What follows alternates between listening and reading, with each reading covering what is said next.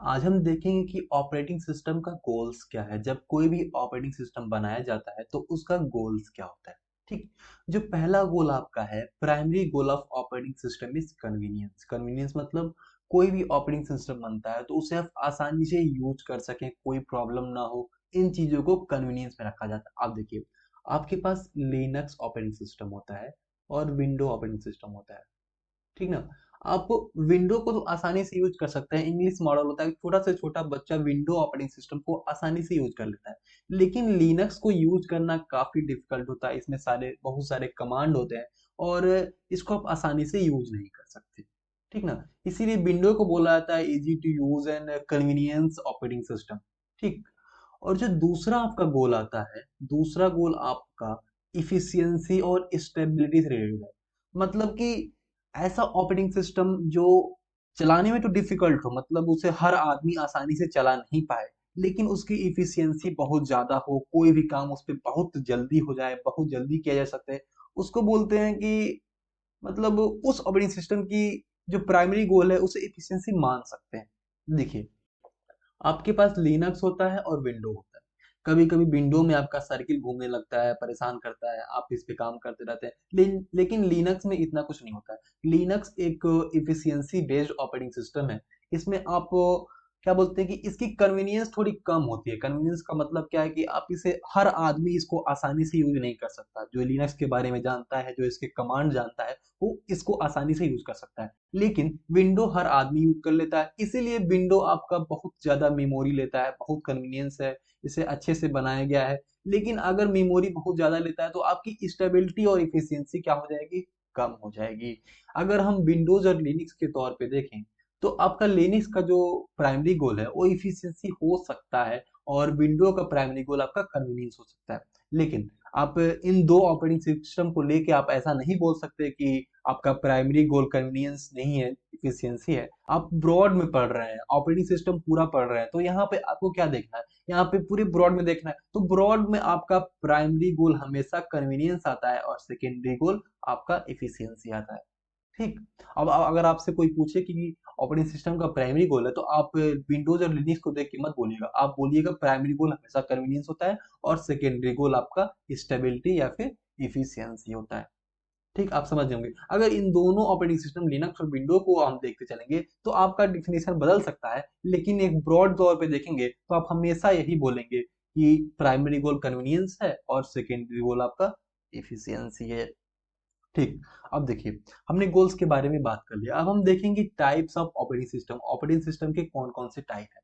हमारा operating system बहुत पहले से बनता आ रहा है, जब कंप्यूटर बनना शुरू हुआ तो उस समय से ऑपरेटिंग सिस्टम बनता रहा है। तो हम पुराने समय के भी ऑपरेटिंग सिस्टम देखेंगे और प्रेजेंट टाइम में कौन सा ऑपरेटिंग सिस्टम चल रहा है उसको भी देखेंगे और सबके बारे में डिस्कस करेंगे। जो सबसे पहला ऑपरेटिंग सिस्टम आपका था, batch operating system. Batch operating system क्या होता है, एक मेमोरी, मेन मेमोरी, रैम की बात की जा रही है। आप एक बात जानते हैं क्या कि मतलब कोई भी अगर आप ऐप खोलते हैं, व्हाट्सअप खोला या फिर कोई भी ऐप खोला, टेलीग्राम खोला या फिर कोई भी पढ़ाई से रिलेटेड ऐप खोला, तो सबसे पहले मेन मेमोरी में वो ऐप का जितना भी एप्लीकेशन का डाटा होता है ट्रांसफर होता है, फिर आपका प्रोसेस शुरू होता है, फिर आप उसमें अपना काम करना शुरू करते हैं। ठीक। ऐसे ही कंप्यूटर सिस्टम में भी जॉब्स होते हैं। जॉब्स मतलब कोई एप्लीकेशन भी एक जॉब के तौर पर ले सकते हैं, कोई प्ले म्यूजिक प्लेयर जॉब के तौर पर ले सकते हैं, कुछ भी जो भी काम कर रहे हैं आप उसको एक जॉब के तौर पर लेते हैं। तो बैच ऑपरेटिंग सिस्टम में सारे जॉब्स ऐसे ही रखे जाते हैं, ऐसे ही जॉब को बारी बारी से रख दिया। ठीक है, मेन मेमोरी में इसे लाइन से रख दिया। फिर फिर एक जॉब को उठा के आपको सीपीयू के पास भेजा, मतलब सीपीयू उस पर अपना प्रोसेस करे। देख, इतना हम तो ऐसे बात कर रहे हैं कि एक जॉब को फिर उठा के रखा, ऐसे नहीं होता है। बात ऐसी होती है कि आपके कंप्यूटर सिस्टम में कोई भी अगर ऐप है, बहुत सारे ऐप होते हैं, जैसे आप क्लिक करते हैं मेमोरी में जाता है, फिर इस पे क्लिक किया ये भी मेमोरी में गया। अब मेमोरी में चीजें क्या होती हैं, इकट्ठा होती रहती हैं बारी बारी से। और एक एक जॉब ऑपरेटिंग सिस्टम क्या करता है, ऑपरेटिंग सिस्टम का यहाँ पे रूल आता है, एक एक जॉब को उठा के आपको सीपीयू में भेजता है। ऑपरेटिंग सिस्टम का यही काम है कि जॉब को लाइन बाय लाइन उठा के सीपीयू में भेजना। फिर देखिए, सीपीयू में जाने के बाद कोई भी जॉब होता है तो उसके पास दो तरह का टाइम होता है। देखिए, टाइम टाइम मतलब कि वो कहाँ कहाँ अपना टाइम बिताता है। कोई भी जॉब अगर सिस्टम में जाता है तो वो कहाँ कहाँ अपना टाइम बिताता है। एक होता है सीपीयू टाइम और दूसरा है आईओ टाइम। सीपीयू टाइम का मतलब क्या होता है कि कोई भी प्रोसेस होती है तो उसको एग्जीक्यूट होने में सीपीयू कितना टाइम ले रहा है उसको बोलते हैं सीपीयू टाइम। और आईओ टाइम क्या होता है कि कोई भी प्रोसेस होता है तो उसको इनपुट देना होता है, उसको आउटपुट लेना होता है, पेरिफेरल डिवाइसेस होती हैं उससे सारा काम करना होता है। तो उसके लिए अगर जॉब उस डिवाइसेस पे जाता है तो उसको क्या बोलते हैं, आईओ टाइम। ठीक ना, सीपीयू टाइम और आईओ टाइम, आई थिंक आप दोनों समझ चुके होंगे। सीपीयू टाइम क्या हो गया, मतलब अगर उसपे सीपीयू में जितना टाइम रह रहा है, जितना सीपीयू पे वर्क हो रहा है उसको सीपीयू टाइम बोलेंगे। और आईओ के लिए अगर इधर उधर जाता है, मतलब मान लो कुछ, अगर आप कुछ इनपुट लेना तो कीबोर्ड के पास जाना पड़ेगा उसको, तो कीबोर्ड के लिए उसका आईओ टाइम हो गया। फिर अगर डिस्प्ले पे कुछ शो करना है तो उसके लिए आईओ टाइम हो गया। ठीक, तो कोई भी प्रोसेस चलती है ना तो आईओ प्रोसेस उसके लिए होती है। तो बैच ऑपरेटिंग सिस्टम में क्या हुआ करता था, अगर एक प्रोसेस को सीपीयू में रखा गया है, अगर वो आईओ ऑपरेशन के लिए चली गई है, तो इसके अलावा सीपीयू उस समय आइडल बैठा रहता था। मतलब इस उस समय सीपीयू कोई काम नहीं करेगा, सीपीयू बिल्कुल खाली बैठा रहेगा। ठीक ना, तो इससे आपको क्या दिख रहा है, इससे आपको दिख रहा है कि आपका अगर आईओ प्रोसेस हो रही है तो सीपीयू आइडल बैठ रहा है। और हमारा हमारा मेन कंसेप्ट क्या होता है ऑपरेटिंग सिस्टम बनाने का, कि सीपीयू को खाली नहीं रखना है। सीपीयू अगर खाली बैठेगा तो उसकी स्पीड कम होगी। मतलब अगर आप कई सारे काम कर रहे हैं तो आप एक साथ में एक ही काम कर सकते हैं। ठीक ना, तो बैच ऑपरेटिंग सिस्टम में क्या होता था कि अगर एक जॉब आया तो ये पूरा अपना काम कर लेगा, इसका आप सारा का सारा काम हो जाए, सब कुछ हो जाए, जैसे आईओ प्रोसेस हो गया, सब कुछ हो गया, पूरा काम होने के बाद आपको दूसरा जॉब इसमें लगाना है। ठीक ना, ऐसे बैच ऑपरेटिंग सिस्टम में था। तो इससे क्या आपको दिख रहा है, अगर ऐसा होगा, अगर ऐसा होता रहेगा, अगर ऐसा होता रहेगा तो क्या हो जाएगा, आपका जो सीपीयू है वो बहुत ज्यादा खाली बैठने लगेगा। उसको क्या बोलते हैं, इंक्रीज सीपीयू आइडलनेस। मतलब सीपीयू हमेशा खाली बैठने लगेगा, जिससे आपका थ्रूपुट क्या हो जाएगा, थ्रूपुट आपका कम हो जाएगा। अब देखिए थ्रूपुट क्या होता है, देखो थ्रूपुट हम बात कर रहे हैं, अगर सीपीयू बहुत ज्यादा खाली बैठेगा तो टाइम क्या हुआ, कुछ टाइम खाली बैठ रहा है तो उस समय कोई काम नहीं कर रहा है, काम नहीं कर रहा है, इसका मतलब क्या हुआ कि उससे कुछ आउटपुट कम निकल रहा है। ठीक ना, देखिए थ्रूपुट का अगर डिफिनेशन के बारे में बात करें तो number of job completed in unit time. मतलब यूनिट टाइम में अगर जितने जॉब आपके कंप्लीट होते हैं उसी को बोलते हैं थ्रूपुट। अब देखिए अगर सिस्टम की थ्रूपुट आपकी कम है तो उससे क्या फायदा, उससे आपको नुकसान ही हो रहा है। अब समझ गए ना कि मतलब बैच ऑपरेटिंग सिस्टम क्या होता है। बैच ऑपरेटिंग सिस्टम मतलब बेसिकली है कि एक प्रोसेस लाओ, वो पूरा प्रोसेस का आईओ प्रोसेस सब कुछ कंप्लीट होने के बाद आपको दूसरा प्रोसेस आना है। आप एक ही साथ कई प्रोसेस आकर नहीं कर सकते। जैसे आप इस समय लैपटॉप में आप वीएलसी मीडिया भी चलाते हो, और फिर से व्हाट्सएप भी खोल लेते हो, सारा काम एक साथ कर लेते हो, पीडीएफ वाला भी खोल लेते हो, सब कुछ एक साथ करते रहते हो। लेकिन बैच ऑपरेटिंग सिस्टम में ऐसा नहीं था। बैच ऑपरेटिंग सिस्टम में एक ऑपरेशन आएगा, फिर उसका पूरा का पूरा प्रोसेस हो जाएगा, फिर आपको दूसरे पे मौका दिया जाएगा। दूसरा ऑपरेटिंग सिस्टम देखने से पहले हम इसका एग्जांपल देख लेते हैं। आईबीएम ओएस टू जो था वो आपका बैच ऑपरेटिंग सिस्टम था। ये बहुत पुराना है, इस समय ये सब बिल्कुल नहीं यूज होता। किसी भी कंप्यूटर में कितना भी लोकल सॉफ्टवेयर रहेगा, कितना भी लोकल कंप्यूटर रहेगा, उसमें ये सब नहीं यूज होता, ये बहुत पहले का है। ठीक, देखिए आपका जो दूसरा ऑपरेटिंग सिस्टम था वो मल्टी प्रोग्रामिंग ऑपरेटिंग सिस्टम था। मल्टी प्रोग्रामिंग ऑपरेटिंग सिस्टम में क्या होता है, मल्टी प्रोग्रामिंग ऑपरेटिंग सिस्टम में आपकी मेमोरी में बहुत सारे प्रोग्राम ला के रख दिए जाते हैं। मतलब बहुत सारे जॉब, मतलब जॉब का मतलब यही आप समझ चुके हैं ना, जॉब का मतलब क्या है कि कोई भी एप्लीकेशन यूज कर सकते हैं उसको जॉब बोल सकते हैं, कोई ऐप खोला है उसको जॉब बोल सकते हैं, कोई कोड है या फिर उस कोड को आप रन करा रहे हैं उसको एक जॉब बोल सकते हैं। तो बहुत सारे जॉब आपके मेन मेमोरी में लाके रख दिए जाते हैं। ठीक ना, एक जॉब जाता है ऑपरेशन के लिए, वो सीपीयू पे कोई ऑपरेशन करता है, और जैसे वो जॉब का ऑपरेशन हुआ, अगर उसे कोई भी इनपुट आउटपुट का काम पड़ा, मतलब उसे इनपुट किसी कीबोर्ड या फिर स्पीकर या फिर डिस्प्ले से काम पड़ा, तो इनपुट आउटपुट डिवाइसेस के पास वो जाता है। जैसे जाता, सीपीयू के पास आइडलनेस आती है, मतलब सीपीयू इस समय खाली होता है। उस खाली समय में सीपीयू पे दूसरा प्रोग्राम आके काम करने लगेगा। इसका मतलब क्या हुआ, मतलब क्या हुआ, सीपीयू का यूटिलाइजेशन आपका इंक्रीज कर गया। ठीक ना, अब देखिए अगर इसे इसे अगर लिखना चाहें तो क्या लिख सकते हैं, job is leaving the CPU to perform I operation. अगर कोई जॉब है जो सीपीयू को लीव कर रहा है कोई आई ऑपरेशन करने के लिए, then another job is ready which is for execution will be schedule on the CPU. अगर कोई जॉब आई ऑपरेशन के लिए जा रहा है तो दूसरा जॉब जो रेडी है वो सीपीयू पे चला जाएगा अपना एग्जीक्यूशन के लिए। ठीक ना, तो इससे क्या होगा, इससे आपका सीपीयू का यूटिलाइजेशन बढ़ जाएगा। यूटिलाइजेशन का मतलब क्या हुआ कि सीपीयू कभी खाली नहीं बैठेगा, एक जॉब हटा तो दूसरा जॉब आ गया, एक जॉब हटा तो दूसरा जॉब आ गया, एक जॉब हटा तो दूसरा जॉब आ गया। ऐसे क्या होगा, सीपीयू कभी खाली नहीं बैठेगा, और सीपीयू खाली नहीं बैठेगा हमारा थ्रूपुट क्या हो जाएगा, थ्रूपुट आपका इंक्रीज कर जाएगा।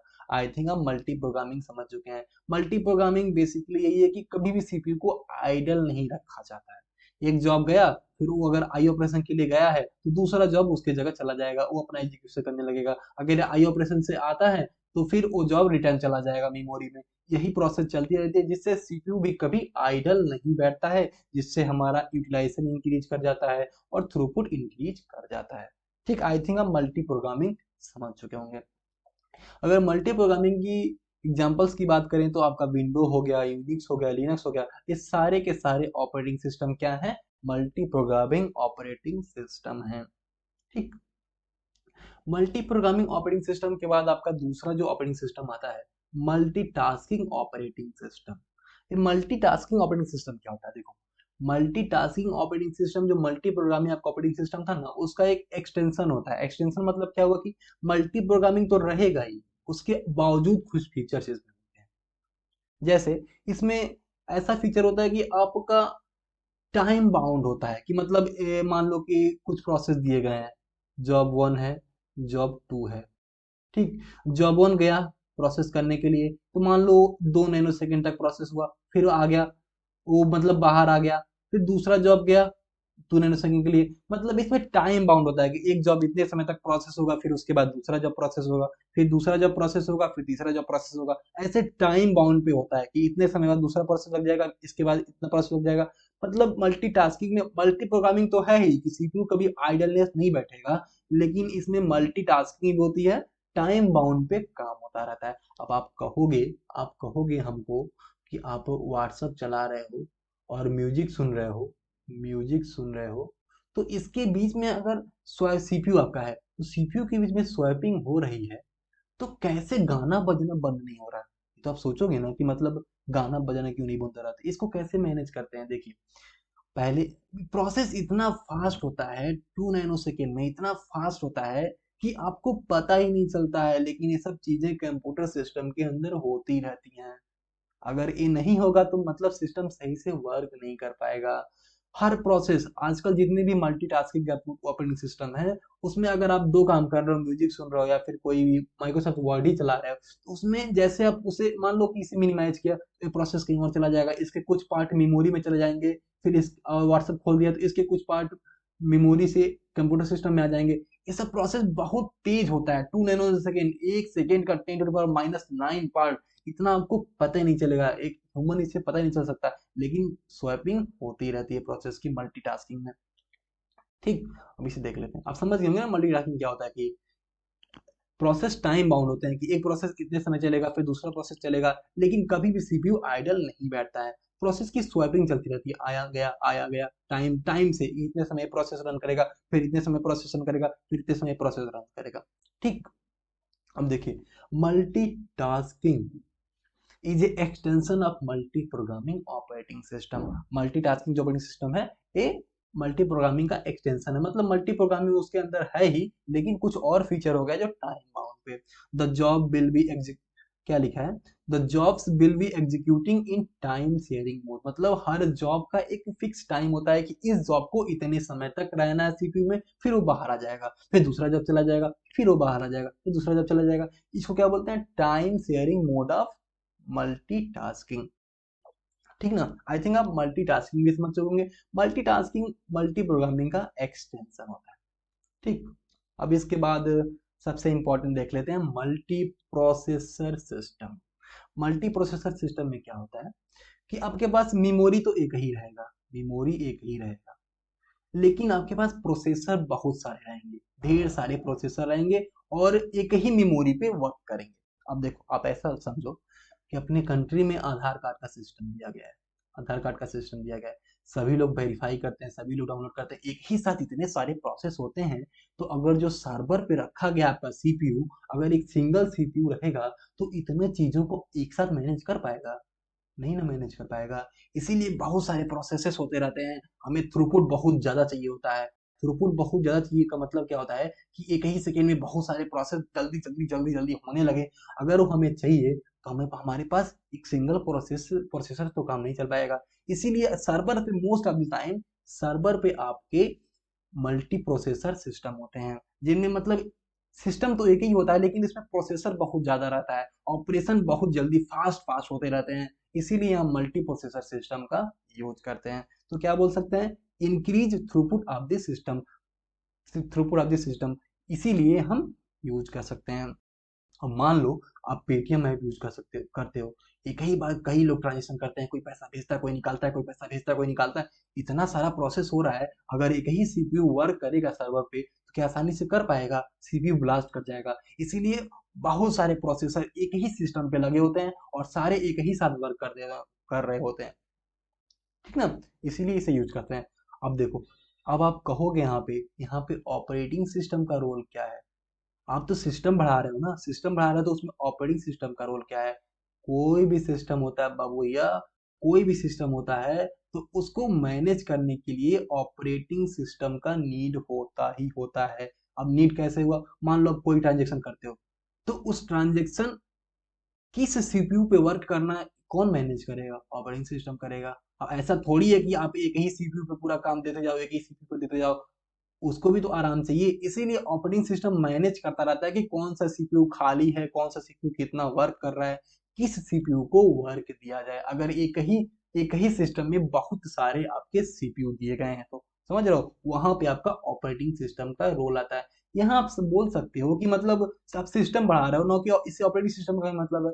लेकिन ऑपरेटिंग सिस्टम रहेगा तभी तो आप किसी भी हार्डवेयर को यूज कर सकते हो, कैसे यूज करना है, किस सिस्टम पे यूज करना है, किस सीपीयू पे वर्क देना है, किस पे वर्क नहीं देना है, ये सारी चीजें कौन मैनेज करता है?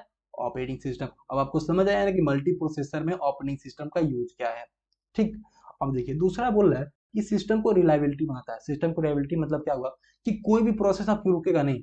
अगर मान लो कि सीपीयू 1 खराब हो गया तो उसकी जगह सीपीयू 2 पे काम हो जाएगा, ये भी खराब हो गया तो सीपीयू 3 पे काम हो जाएगा। मतलब कोई भी फॉल्ट होता है सिस्टम में तो आपका प्रोसेस रुकेगा नहीं, प्रोसेस होना ही होना है। हालांकि थोड़ा लेट हो सकता है कि मान लो इस पे आप ऑपरेशन किया जाए, खराब है तो दूसरे पे जाने में थोड़ा लेट हो सकता है, लेकिन आपका कभी भी सिस्टम आपका रुकेगा नहीं, ये हमेशा चलता रहेगा, ठीक ना। आई थिंक हम मल्टी प्रोसेसर समझ चुके होंगे। अब देखो ये बोला है कि इकोनॉमिकल होता है। इकोनॉमिकल आप इस तौर पे मत समझना कि आपका लैपटॉप दिया गया है तो इससे इकोनॉमिकल दिखा रहा है। इकोनॉमिकल इससे नहीं होता है। इकोनॉमिकल का मतलब क्या होता है? इकोनॉमिकल का बेसिकली ये मतलब होता है कि आपके पास अलग अलग सिस्टम खरीदो, अलग अलग प्रोसेसर खरीदो, इससे बढ़िया आप एक ही सिस्टम में बहुत सारे प्रोसेसर यूज कर रहे हो, इस तौर पे देखो कि इकोनॉमिकल है। नहीं समझे? आप अगर सर्वर सिस्टम पे लगा रहे हो, बहुत सारे सिस्टम आपके दिए गए हैं, सब सिस्टम में अलग अलग प्रोसेसर है, तो इससे बढ़िया आपके पास एक ही सिस्टम में कई सारे प्रोसेसर हो जाएंगे तो वो आपका इकोनॉमिकल हो जाएगा। आप समझ गए ना, उसको आप क्या बोलेंगे? उसको आप इकोनॉमिकल। अगर आप इस तौर पे देखोगे तो आपका इकोनॉमिकल हो गया। आई थिंक आप मल्टी प्रोसेसर आप समझ चुके होंगे, ठीक ना। इसके बाद लास्ट एक और बचा है रियल टाइम सिस्टम, उसे भी हम डिस्कस कर लेते हैं। Real time system operating system. Real time operating system क्या होता है? देखो, आपने कभी देखा होगा कि जब आप मिसाइल छोड़ा जाता है, मिसाइल या फिर रॉकेट छोड़ा जाता है, तो उसमें क्या होता है? उसका एक फिक्स टाइम होता है कि इतने ऊपर जाके इसे इस पार्ट को निकाल देना है, इतने ऊपर जाके इस पार्ट को निकाल देना है, इतने ऊपर जाके इस पार्ट को निकाल देना है। अगर ये सब चीजें बिल्कुल टाइमली ना हो तो क्या ये रॉकेट अपने ऑर्बिट में जा पाएगा? नहीं जा पाएगा ना। इन सब चीजों को भी रन करने के लिए एक सिस्टम होता है, एक ऑपरेटिंग सिस्टम होता है, जिसको क्या बोलते हैं? आपका रियल टाइम सिस्टम, ठीक है। अब देखिए, real time system which are strict deadly time, means ये टाइम का स्ट्रिक्ट बाउंड होता है कि कोई प्रोसेस चल रहा है तो उस प्रोसेस को इतने टाइम में हो जाना ही चाहिए। कोई भी ऐसा सिस्टम जो कि टाइम पे बाउंड होता है कि कोई भी प्रोसेस इतने टाइम में कंप्लीट होना ही चाहिए, तो आपका रियल टाइम सिस्टम होता है। ठीक ना। अब देखिए, आपका एक प्रोग्राम दिया गया है, प्रोग्राम है कोई, अगर रियल टाइम सिस्टम का प्रोग्राम है तो हर प्रोसेस को बोला जाए कि हर प्रोसेस 2 नैनो सेकेंड में पूरा होना ही चाहिए। हर हर कोई भी प्रोसेस रन कर रहा है तो उस प्रोसेस में कई सारे इंस्ट्रक्शन लिखे गए हैं, इंस्ट्रक्शन को आप प्रोसेस भी बोल सकते हैं। हर प्रोसेस जो है, हर प्रोसेस है, हर प्रोसेस 2 नैनो सेकेंड में पूरा होना ही चाहिए। तो क्या हो जाएगा, हर प्रोसेस टाइम से बाउंड हो गया। तो इस टाइप के सिस्टम को क्या बोलते हैं, रियल टाइम सिस्टम बोलते हैं। ठीक ना। अब देखिए, अगर जो हमने इस एग्जांपल की बात कर ली कि इतने ऊपर जाने के बाद इस पार्ट को तोड़ना है, फिर इतने ऊपर जाने के बाद इस पार्ट को छोड़ना है, तो अगर ये सब चीजें रियल रियल टाइम बाउंड ना हो तो कितना प्रॉब्लम हो सकता है। नहीं मतलब आप सही से इसे रन नहीं कर सकते, फिर से अपने ऑर्बिट में जा नहीं पाएगा। इन्हीं सब चीजों के लिए हम real time operating system use कर सकते हैं, जिससे एकदम टाइमली बाउंड होता है कि इतने टाइम पे काम होना ही चाहिए। नहीं तो नहीं तो आप पूरा काम ही बिगड़ जाएगा भाई, इसलिए बहुत ज्यादा जरूरी होता है। देखिए, रियल टाइम जो सिस्टम होता है आपका ना, ये दो तरह का होता है। एक होता है सॉफ्ट रियल टाइम, एक होता है हार्ड रियल टाइम। जो हार्ड रियल टाइम में होता है ना, इसमें थोड़ा सा भी, एकदम माइन्यूट सा भी अगर टाइम डिफरेंस है तो उसको नहीं माना जाएगा। उससे थोड़ा सा भी टाइम डिफरेंस है तो उससे बहुत बड़ा दिक्कत हो सकता है। अब देखो, आप एग्जांपल समझो कि दो देश में लड़ाई हुआ है, ठीक ना, और मिसाइल छोड़ना है आपको, उस देश में आपको मिसाइल छोड़ना है। तो अगर रियल टाइम सिस्टम नहीं रहेगा तो आप यहाँ मिसाइल छोड़ दिए, बोलना था कि यहाँ पे 2 मिनट, करेक्ट 2 मिनट 2 सेकेंड पे यहाँ पहुंचना चाहिए। अगर रियल टाइम सिस्टम सही से वर्क ना करे तो क्या सही समय से पहुंचेगा, सही समय से पहुंचेगा ही नहीं, दूसरा वाले तक मार देगा, पूरा सिस्टम ही बिगड़ गया। इसीलिए इस टाइप के सिस्टम के लिए आपका रियल टाइम सिस्टम चाहिए होता है। और ये किस कैटेगरी में आते हैं, ये सब hard real time system category में आते हैं, कि थोड़ा सा भी टाइम का मिसमैच ना हो। सैटेलाइट सिस्टम हो गया, फिर मिसाइल सिस्टम हो गया, ये सब हार्ड रियल टाइम में आते हैं। ठीक ना। अगर सॉफ्ट रियल टाइम की बात करें तो सॉफ्ट रियल टाइम में आपका बैंकिंग सेक्टर होता है। बैंकिंग सेक्टर में थोड़ा सा माइन्यूट सा आपका टाइम गैप मैनेज के लिए आता है, 2-3 नैनो सेकेंड, कभी कभी आधा सेकेंड हो जाता है। मतलब कुछ कुछ सेकेंड का इसमें आपको मार्जिन मिल जाता है, लेकिन हार्ड रियल टाइम में थोड़ा सा भी मार्जिन नहीं होता है। बैंकिंग सिस्टम में थोड़ा सा इंटरनेट ट्रांजेक्शन करते हैं तो आगे पीछे हो जाता है, चलता है, उसमें उतना दिक्कत नहीं होता है। लेकिन मिसाइल हो गया, रॉकेट हो गया, इन सब में अगर थोड़ा सा भी दिक्कत हो जाएगा तो बहुत ज्यादा प्रॉब्लम हो सकती है। आई थिंक आप रियल टाइम सिस्टम के बारे में समझ चुके होंगे कि रियल टाइम सिस्टम क्या होता है। ठीक है। अगर इसके कुछ एग्जांपल देख लिया तो एस एक्स वर्क्स एक है आपका, VxWorks, R T O S, ये सब जितने ऑपरेटिंग सिस्टम है ना, ये अपने इंडिया में यूज होते हैं। मान लीजिए इसरो में यूज होते हैं। ठीक ना। जितने भी आपके इंडिया में स्पेस से रिलेटेड जितनी भी चीजें होती हैं, उन सब में इन सब ऑपरेटिंग सिस्टम का यूज किया जाता है। ऑपरेटिंग सिस्टम काफी यूजफुल होता है। ठीक ना। हमने सारे तरह के जितने आपके ऑपरेटिंग सिस्टम हो सकते हैं सबको हमने डिस्कस कर लिया, और हमने देखा कि सबके बारे में। सबसे पहले आपका बैच ऑपरेटिंग सिस्टम, जो सबसे पुराना था, जिसमें आपका कोई भी काम, अगर एक काम चल रहा है तो बस एक ही काम चलेगा, कोई दूसरा काम नहीं चल सकता जब तक उस प्रोसेस का सारा काम, आई ऑपरेशन सब कुछ कंप्लीट नहीं हो जाता, तब तक उसमें आप दूसरा काम नहीं करा सकते। फिर आपके पास आया मल्टी प्रोसेसिंग, उससे थोड़ा अच्छा वर्जन। मल्टी प्रोसेसिंग में क्या होगा कि एक प्रोसेस रन कर रहा है, अगर वो प्रोसेस आईओ ऑपरेशन के लिए जा रहा है तो उसके जगह दूसरा ऑपरेशन आके वहां रन हो सकता है सीपीयू पे, जिससे आपका सीपीयू का यूटिलाइजेशन इंक्रीज कर जाएगा, आपका थ्रूपुट इंक्रीज कर जाएगा। थ्रूपुट क्या होता है कि number of job occurred in पर सेकेंड। अब देखिए, उसके बाद आपका आता है मल्टीटास्किंग। मल्टीटास्किंग, मल्टी प्रोग्रामिंग तो होता ही है, लेकिन इसमें एक और एक्स्ट्रा वर्जन होता है कि हर प्रोग्राम को रन करने के लिए आपका टाइम बाउंड होता है, कि ये प्रोग्राम इतने समय रन होगा, ये प्रोग्राम इतने समय रन होगा। आप ये वाला सिस्टम समझे थे ना, कि मतलब हम कैसे बात की थी कि सिस्टम में अगर प्रोग्राम अपना टाइमिंग चेंज कर रहा है तो कैसे टाइमिंग चेंज कर रहा है, हम लोग को नहीं दिख रहा है। ये आप समझ गए थे ना। क्योंकि प्रोग्राम आपका चेंज होता है, मेमोरी से आता है, फिर सीपीयू में जाता है, तो 2 नैनो सेकेंड बहुत कम सेकेंड होता है भाई। हर पल चेंज होता रहता है, आप समझ ही नहीं पाते हैं। म्यूजिक भी अगर 2 नैनो सेकेंड में अगर रुकती है फिर चलती है तो आपको नहीं समझ आ सकता। ठीक ना। मल्टीटास्किंग देख लिया। मल्टीटास्किंग देखने के बाद मल्टी प्रोसेसर देख लिया। आप देखिए, मल्टी प्रोसेसर में आप एक इंपॉर्टेंट कंसेप्ट देख लीजिए। सबके पास लैपटॉप होता है, कंप्यूटर होता है, सब बोलते हैं कि हमारे में i5 है, i7 है, तो क्या ये मल्टी प्रोसेसर है? आप बताओ क्या मल्टी प्रोसेसर है? ये सब मल्टी प्रोसेसर सिस्टम नहीं होते हैं। मल्टी प्रोसेसर सिस्टम का क्या मतलब होता है कि अलग अलग आपके पास सीपीयू होना ही चाहिए।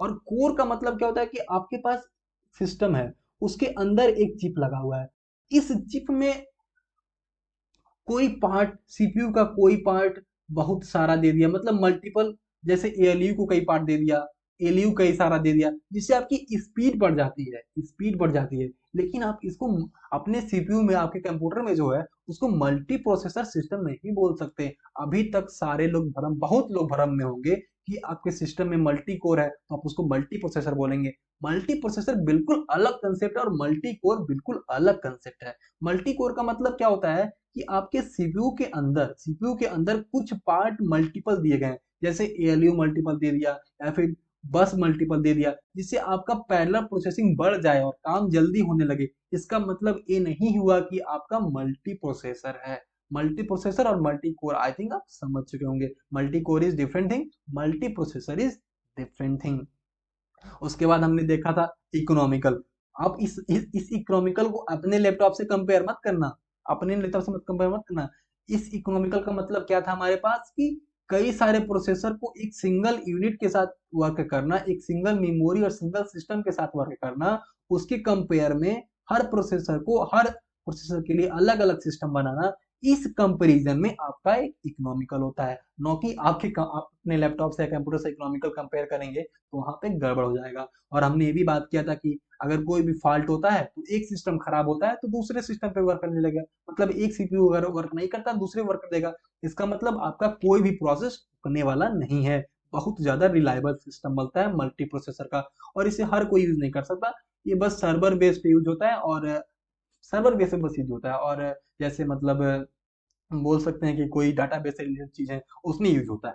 और रियल टाइम सिस्टम हमने आपको समझाया है कि मतलब कोई भी ऑपरेटिंग सिस्टम जिसमें टाइम बाउंड होता है, कोई प्रोसेस इतने समय तक होना ही चाहिए, तो वहां पे क्या होता है, रियल टाइम सिस्टम हो जाता है। हमने सारे ऑपरेटिंग सिस्टम डिस्कस कर लिए, और कुछ टॉपिक्स और हैं इंट्रोडक्शन में, थोड़े बहुत टॉपिक जैसे कर्नल वाले हैं, थोड़े थोड़े टॉपिक हैं जिनको हम बाद में डिस्कस करेंगे। अभी हम नेक्स्ट वीडियो से अपना मेन कोर जो है उसको शुरू कर देंगे। ये तो बस इंट्रो था आपको ऑपरेटिंग सिस्टम समझने के लिए कि ऑपरेटिंग सिस्टम होता क्या है और उसके टाइप क्या क्या है और उसके गोल्स क्या क्या है, सबको हमने देख लिया। नेक्स्ट वीडियो से अपना मेन कोर सब्जेक्ट शुरू करेंगे, प्रोसेस मैनेजमेंट। बहुत ज्यादा इंपॉर्टेंट, सबसे ज्यादा इंपॉर्टेंट चीज वही है। और उसके बाद धीरे धीरे आपका सिलेबस आगे बढ़ता रहेगा।